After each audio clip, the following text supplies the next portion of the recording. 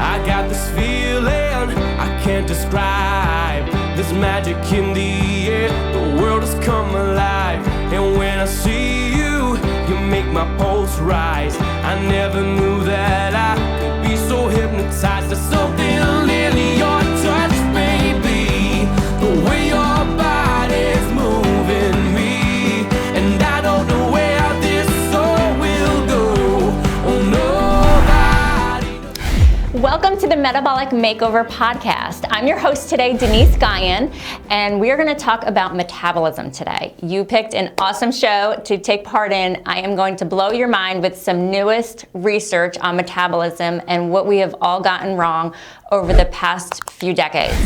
So let's start with a little bit of a history about what is metabolism. Metabolism refers to all the chemical processes, everything that's going on in your body that requires energy.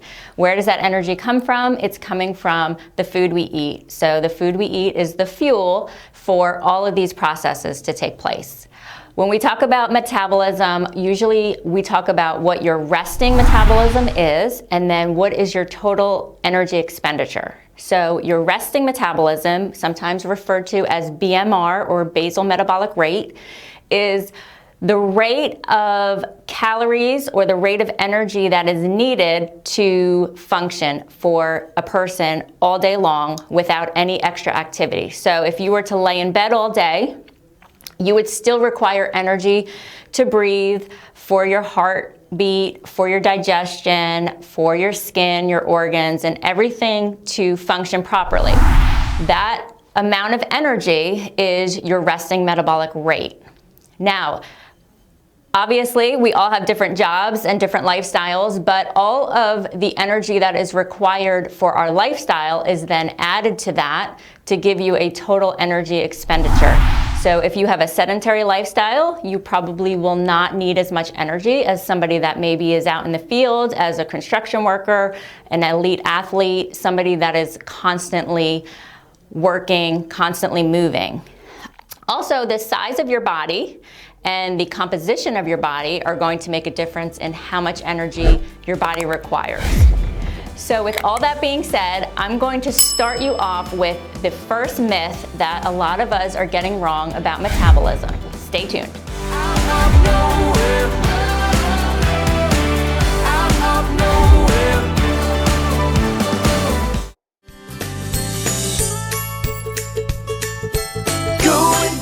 Going metabolic. Going metabolic. We're meant to be. We were meant to be. We were meant to be.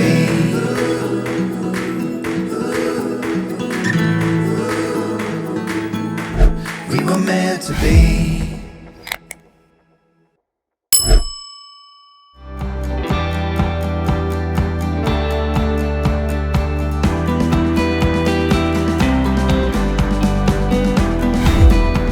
Okay, welcome back. We're gonna jump right back into metabolism. Think about it. How many times have you seen somebody that's super thin and they eat a ton, they eat everything they want, and you think, wow, they must have a really fast metabolism. And then you'll see somebody that maybe is overweight and you think, oh, they must have a slow metabolism. Well, actually, that is false. The person that is smaller in size is actually their metabolism, or their amount of energy required to sustain life, is actually going to be lower than somebody that has a bigger body size. So think about with a car going from point A to point B. Take a car and then you've got maybe a truck, which is much bigger. If they're both going the same distance, which car is going to require more fuel? The bigger car, the truck, the SUV, right? Same thing applies. So a bigger body size is going to require more energy to fuel the body at that size than a smaller size. So actually, their metabolism is actually, in fact, larger than the smaller person. So think about also, there are some other factors that come into play. If you have somebody that has a lot of muscle mass they are going to require more energy to sustain that muscle. So that's why it's super important to retain that muscle mass, and we always recommend doing some type of resistance training.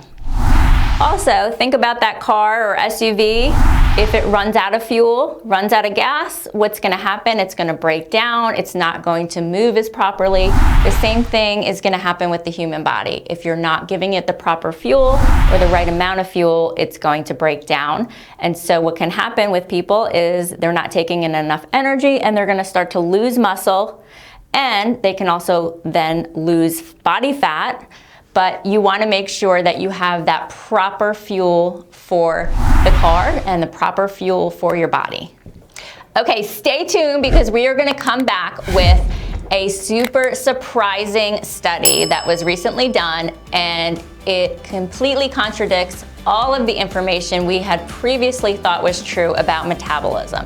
And it just might blow your mind.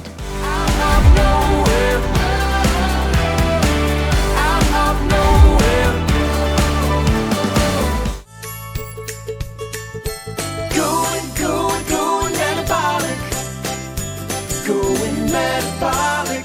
We were meant to be. We were meant to be. We were meant to be.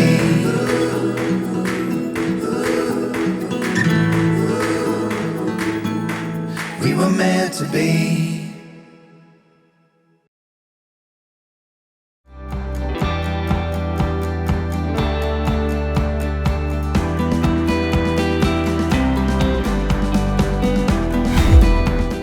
Okay, welcome back. I'm Denise and we are talking metabolism. So I mentioned that there are some great research that has just come to light that is going to shock most of you about metabolism.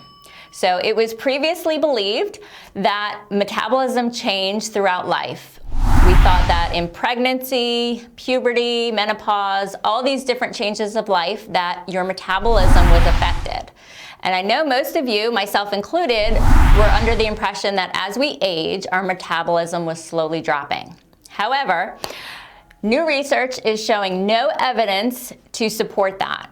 And actually, the newest research is showing that your metabolism is actually steady from the age of 20 up through the age of 60. So there is no key area where that metabolism is dropping.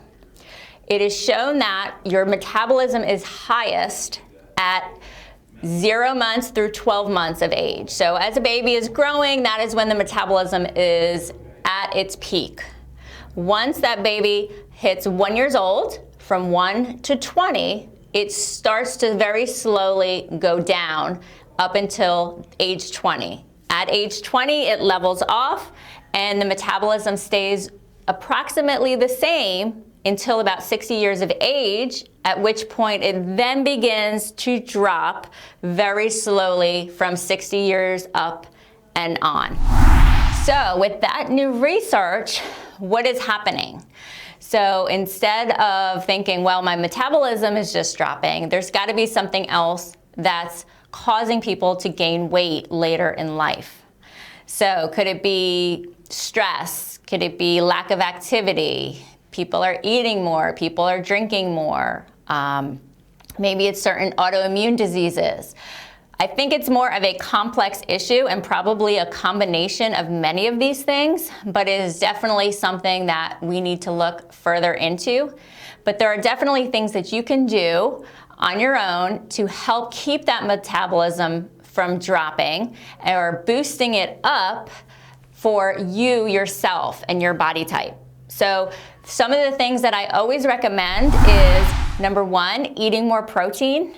Eating more protein in your diet is going to help boost your metabolism. Resistance training, trying to increase muscle mass. That is going to require more energy to sustain, so it will increase your metabolism. And another key factor that is going to help with metabolism is sleep. Getting better sleep. So making sure that you're getting the proper sleep, and when you are sleeping, that you're getting good quality sleep. So resistance training, eating more protein, increasing the quality of your sleep are all 3 things that you can start right now to help boost your metabolism. So make sure you turn on your notifications and subscribe so you don't miss an episode with us. We're going to talk more about metabolism and all things health and fitness with the weeks to come. Thanks for joining us, and I hope to see you next time.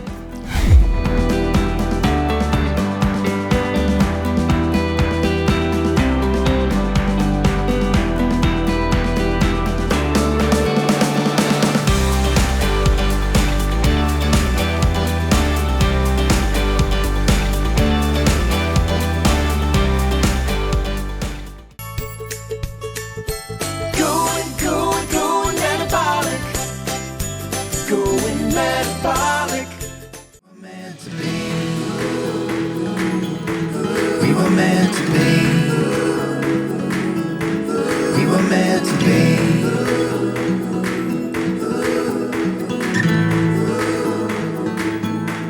We were meant to be.